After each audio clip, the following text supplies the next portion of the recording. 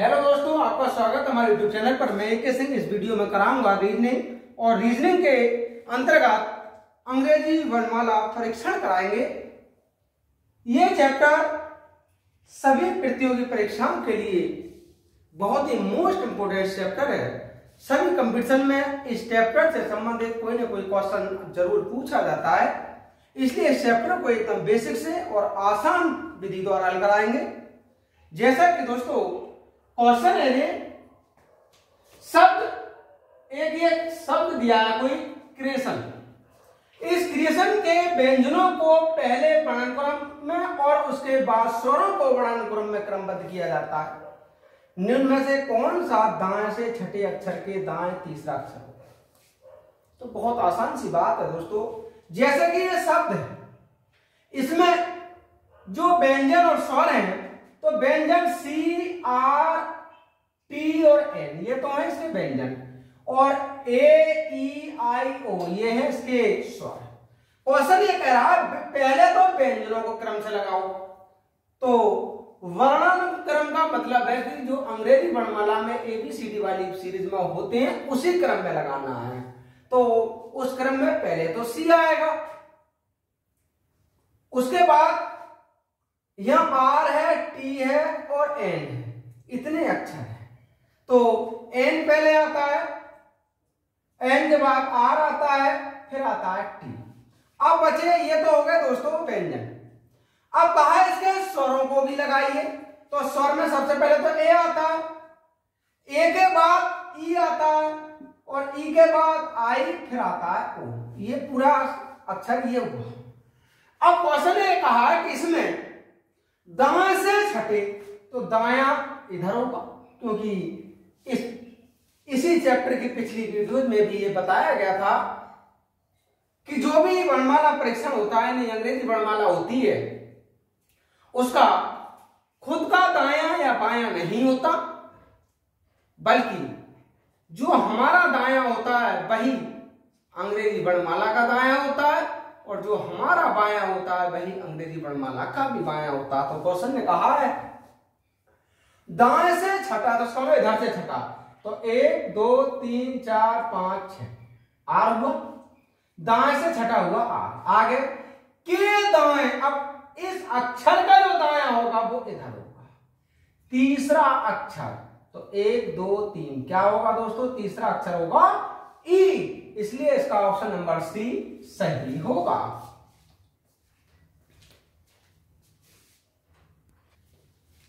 Next question है दोस्तों, शब्द मॉडिफाई में अक्षर इस तरह बदले जाते हैं कि स्वर अंग्रेजी भाषा में उसके पहले के अक्षर से और व्यंजन अंग्रेजी भाषा में उसके बाद के अक्षर से प्रतिस्थापित किए जाते हैं।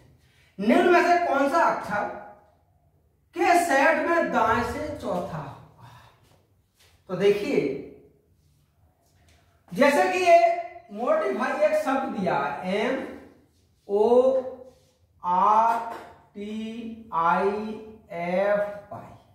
इसने क्या किया, इसी से ही नया शब्द बनाया, और शब्द बनाने के लिए इसमें जो व्यंजन है, क्वेश्चन ने कहा है देखिएगा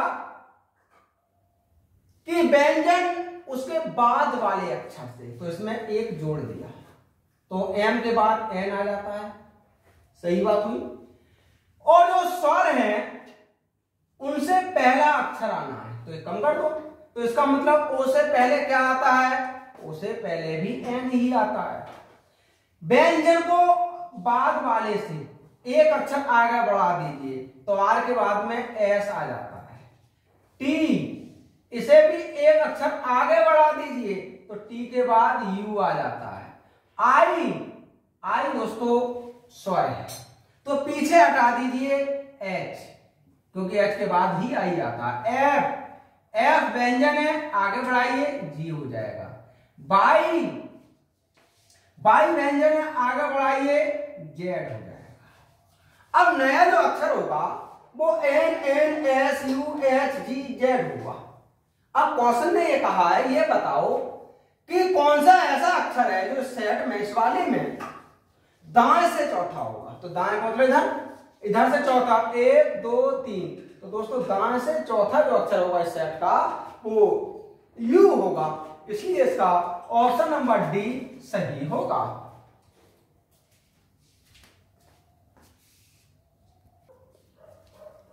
नेक्स्ट क्वेश्चन है दोस्तों, शब्द कल्टीवेटर के पहले और छठे अक्षरों के स्थान उलट दिए जाएं, ऐसे दूसरे और सातवें के और आगे भी।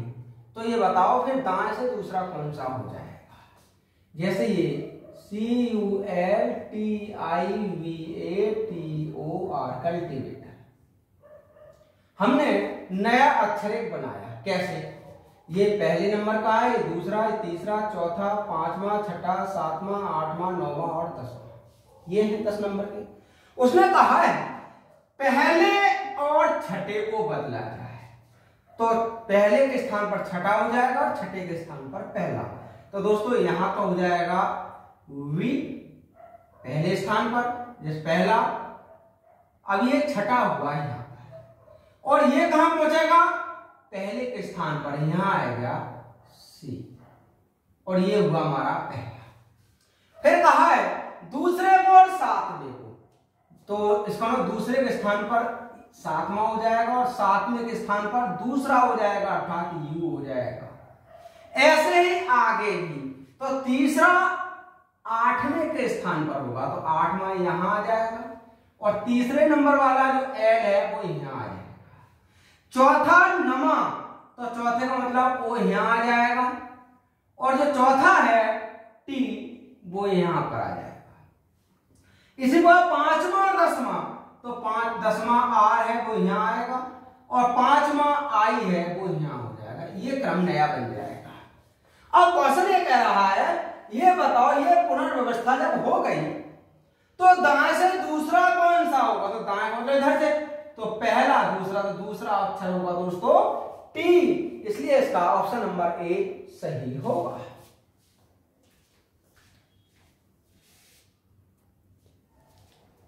नेक्स्ट क्वेश्चन है दोस्तों, यदि ब्रोनाई शब्द के अक्षरों को अंग्रेजी वर्णमाला श्रृंखला में बाएं से दाएं के क्रम में पुनर्व्यवस्थित किया जाता है तो फिर कितने अक्षरों का स्थान अपरिवर्तित रहेगा?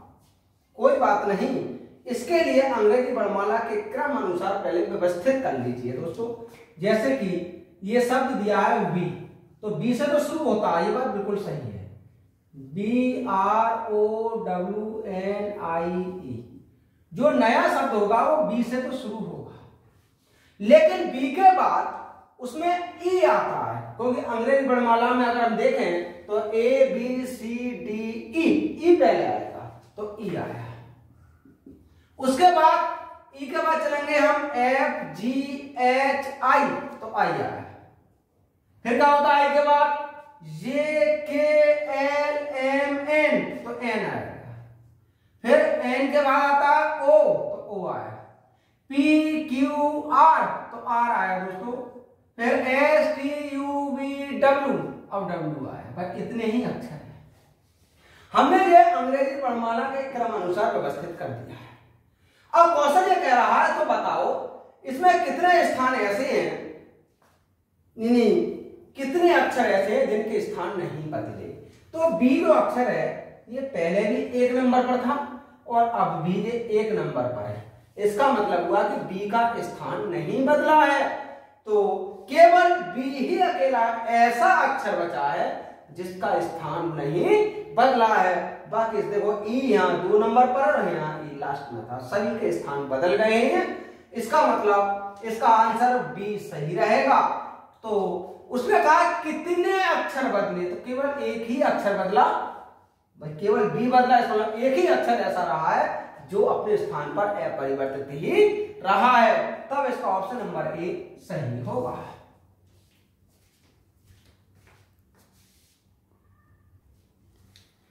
नेक्स्ट क्वेश्चन है दोस्तों, शब्द मैथमेटिक्स में अक्षरों के ऐसे कितने युग्म हैं जिनमें से प्रत्येक के बीच में उतने ही अक्षर हैं जितने कि उनके बीच अंग्रेजी वर्णमाला में होते हैं। जैसे ये शब्द है दोस्तों मैथमेटिक्स, MATHEMATICS,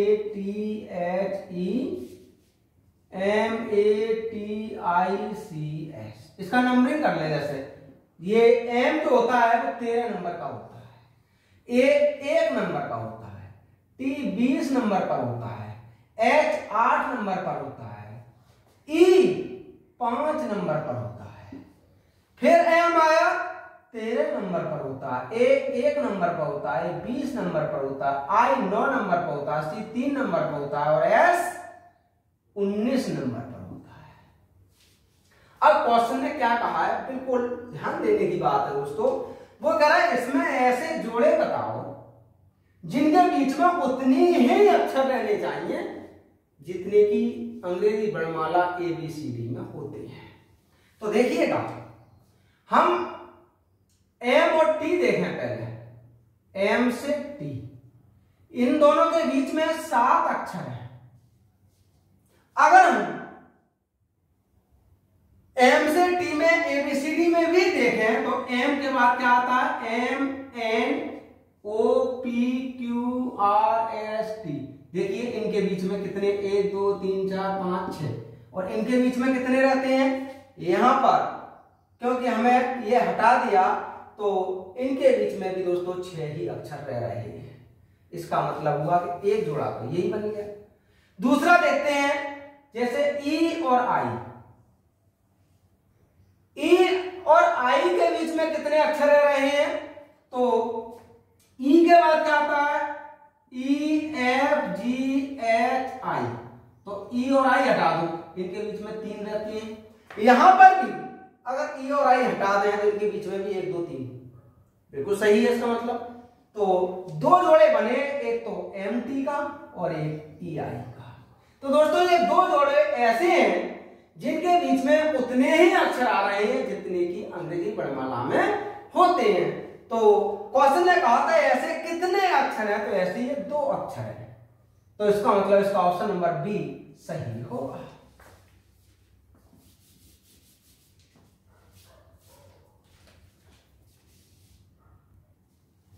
नेक्स्ट क्वेश्चन है दोस्तों, यदि शब्द एब्सोल्यूट के अक्षरों के वर्णमाला के अनुसार करें तो कितने अक्षर अपने पूर्ण स्थान पर रहेंगे। तो बहुत आसान सी बात है दोस्तों, जैसे ये शब्द दिया है एब्सोल्यूट, ABSOLUT,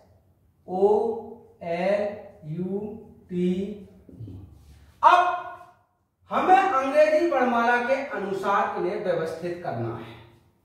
तो जब व्यवस्थित अंग्रेजी वर्णमाला के अनुसार करेंगे तो ए तो ए ही रहेगा क्योंकि एक से ही शुरू होता है, बी भी चेंज नहीं होगा क्योंकि बी आता है, बी के बाद सी डी ई तो ई आएगा, ई के बाद एफ जी एच आई जे के एल एल आ जाएगा, एल के बाद एल एम एन ओ तो ओ आ जाएगा, ओ के बाद पी क्यू आर एस तो एस आ जाएगा, एस के बाद एस टी तो टी आ जाएगा, और टी के बाद क्या होता है यू तो यू आएगा। हो गए पूरे अक्षर।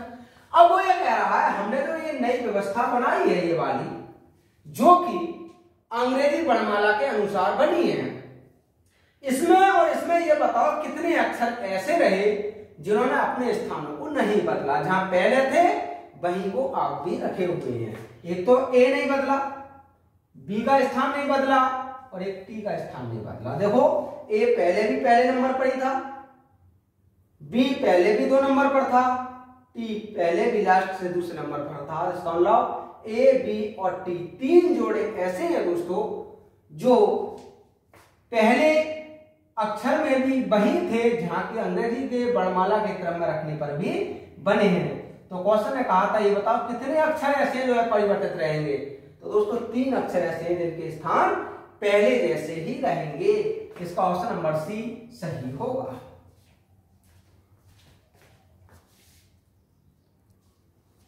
नेक्स्ट क्वेश्चन है दोस्तों, यदि अंग्रेजी वर्णमाला के प्रथम अर्धांश को विपरीत क्रम में लिखा जाए तो आपके दाईं ओर से 10वें अक्षर के बाईं ओर 7वां अक्षर कौन सा होगा। तो आपको पिछली वीडियो में बताया था कि ए से एम तक के अक्षर यानी प्रारंभ के 13 अक्षर प्रथम अर्धांश होते हैं तथा एन से जेड तक के अर्थात अंतिम 13 अक्षर द्वितीय अर्धांश होते हैं। क्वेश्चन में कहा प्रथम अर्धांश को विपरीत क्रम में लिखा जाए। इसका मतलब हुआ कि ए से एम तक के अक्षरों को विपरीत क्रम में लिखा जाए। तो M L K J I S G F E D C B A, और जो अगले 13 अक्षर रहे वो ऐसे ही छोड़ दिए। अब क्वेश्चन ये कह रहा है कि आपके दाईं ओर से 10वें, हमारा दाएं ये 10 है 10वां, तो 1 2 3 4 5 6 7 8 9 10 क्यू, दाईं ओर से 10वें अक्षर क्यू के बाईं ओर, तो दोस्तों क्यू का बायां इधर होगा। 7वां अक्षर क्या होगा, तो 1 2 3 4 5 6 7, 7वां अक्षर होगा डी। तो जैसे कि क्वेश्चन लगा आपके दाईं ओर से 10वें, तुम्हारा दाईं ओर 10वां क्यू हुआ, अक्षर के बाईं ओर 7वां, तो 7वां डी हुआ।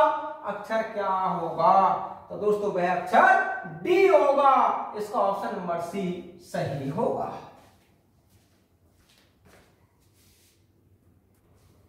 नेक्स्ट क्वेश्चन है दोस्तों, यदि शब्द कॉन्स्टिट्यूटिव के सभी स्वर उनकी वर्णमाला के अगले अक्षर से प्रतिस्थापित कर दिए जाएं तथा सभी व्यंजन उनकी वर्णमाला के पहले अक्षर से प्रतिस्थापित कर दिए जाएं, तो दाएं सिरे से 9वां अक्षर क्या होगा। जैसे ये शब्द दिया है C O N S T R U C T E. Question में क्या कहा है, जो स्वर है, तो स्वर कौन कौन से होते हैं दोस्तों, जो स्वर होते हैं वो ए ई आई ओ और यू, ये 5 स्वर होते हैं। इन स्वरों को कहा है कि वो अगले अक्षर से बढ़ाए गए हैं, जबकि जो व्यंजन है वो उससे पहले अक्षर से लिए गए हैं। तो सी तो दोस्तों व्यंजन होगा, तो पहले अक्षर से लिया जाएगा। सी से पहला जो अक्षर आता है वो बी आता है। अब आता है ओ तो स्वर है, जब ओ स्वर है तो उसने कहा स्वर को आगे बढ़ा दिया गया है, तो ओ, और ओ के जो अगला अक्षर आता है वो पी आ जाता है। एन तो व्यंजन है तो कम हो जाएगा, एन से तुरंत पहले वाला अक्षर एम आता है। अब आता है एस भी व्यंजन है तो इससे पहला, और एस से तुरंत पहले दोस्तों आर आ जाता है। टी भी व्यंजन है तो कम हो जाएगा, और टी से तुरंत पहले एस आ जाता है। आर भी व्यंजन है तो कम होगा, और आर से तुरंत पहले क्यू आ जाता है। यू भी व्यंजन, यू स्वर है, जब यू स्वर है तो यहां आगे बढ़ना है, और यू के बाद दोस्तों वी आ जाता है।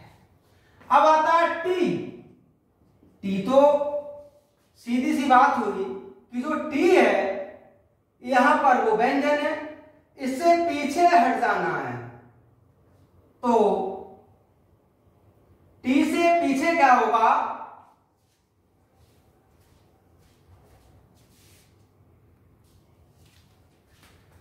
यू व्यंजन स्वर है, वी हुआ। अगर सी तो दोस्तों व्यंजन है, जब सी व्यंजन है तो इसका मतलब कम हो जाएगा, और सी से पहले आता है बी। अब आता है टी स्वर है, व्यंजन है, जब टी व्यंजन है तो इससे पहले, और टी से पहले आता है एस। ई तो स्वर है तो जुड़ जाएगा, ई के बाद जो अगला आता है वो एफ आ जाता है। डी व्यंजन है, हट जाएगा, और डी से तुरंत वाला आता है सी। अब क्वेश्चन ने ये कहा है कि ये जो नई वाली सीरीज बनी है इसमें दाएं से 9वां अक्षर क्या बन जाएगा, तो दाएं का मतलब इधर से, तो पहला दूसरा तीसरा चौथा पांचवा छठा सातवां आठवां 9वां, तो 9वां अक्षर होगा इसका एम। तो दाएं सिरे से 9वां अक्षर कौन सा होगा, तो दाएं सिरे से 9वां अक्षर एम होगा। इसका ऑप्शन नंबर डी सही होगा।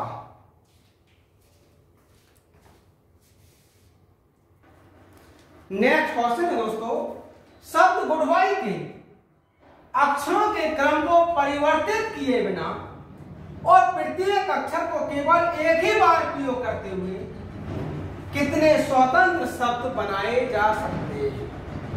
तब दोस्तों ये शब्द कितने हो सकते हैं, जैसे गुड बाय, तो एक शब्द तो गुड ले लीजिए, GOOD। एक शब्द GO ले लीजिए, ये भी इससे बन सकता है। एक शब्द बाई ले लीजिए, ये भी बन सकता है। और एक शब्द BY ले लीजिए। अब कौशल ने कहा इनके अर्थ भी होने चाहिए, क्योंकि जैसे कि लिखा के क्रम को परिवर्तित किए बिना प्रत्येक अक्षर केवल एक ही बार प्रयोग करते हुए कितने स्वतंत्र शब्द बन सकते हैं। जैसे गुड मीन्स अच्छा, गो मीन्स जाना, बाय मीन्स द्वारा और वाई मीन्स अलविदा। तो इसका मतलब अर्थपूर्ण 4 स्वतंत्र शब्द बन सकते हैं। तो प्रत्येक अक्षर को केवल एक ही बार प्रयोग करते हुए कितने स्वतंत्र शब्द बनेंगे, तो हमने देखो प्रत्येक शब्द एक ही बार प्रयोग किया है, 4 स्वतंत्र शब्द बन रहे हैं, इसलिए इसका ऑप्शन नंबर बी सही होगा।